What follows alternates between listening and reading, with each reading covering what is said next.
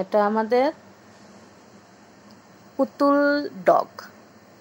এই পুতুল ডগকে দেখে বিড়ালটা ভয় পেয়ে যাচ্ছে, ভাবছে এটা অরিজিনাল ডগ। আবার সাহস করে সাইড করে চলে গেল। এইগুলা হচ্ছে বিড়ালের বাচ্চা।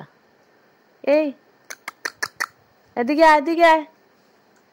ওদের মা নেই এখানে। যেই ডাক দিলাম ওরা উল্টো ভেগে গেছে। সবাইকে যেখানে খুশি ওইখানে লুকানোর চেষ্টা করছে। কালোটার আবার একটু সাহস আছে, ও একটু পরে লুকাচ্ছে। এই লুকালো, সবটাই ভেগে গেল আমার আওয়াজ শুনে। এই লুকে গেল। ওদের মা নেই তো ভয় পাচ্ছে। মা থাকলে আবার একটু সাহস থাকে। এই যে ওদের মা। মা আবার হাঁসটাকে দেখে ভয় পাচ্ছে, আর হাঁসটা আরেকটা বিড়ালের সাথে খেলছে। এই যে ওরা দুজন ফ্রেন্ড। ওরা সবসময় খেলতে থাকে একটা আরেকটার সাথে। বিড়ালটা যেদিকে যায় হাঁসটা ওই দিকে যায়। এই হাঁসটা বিড়ালের পিছনে পিছনে আসলো।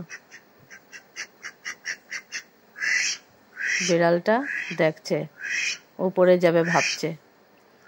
বিড়ালটাকে দেখে হাঁসটাও যাবে। এই যে যাচ্ছে।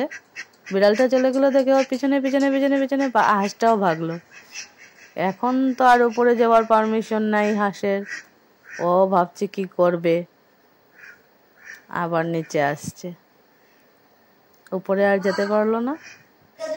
এই সবার আলাদা আলাদা ক্যারেক্টার দেখালাম। সবাই দেখো হাঁসটা নেমে আসলো, আর আমিও ভিডিওটা রাখলাম। তো সবাই লাইক করে দেবে। আমার হাঁস আর বিড়ালগুলোকে দেখে যদি পছন্দ হয়। বাই।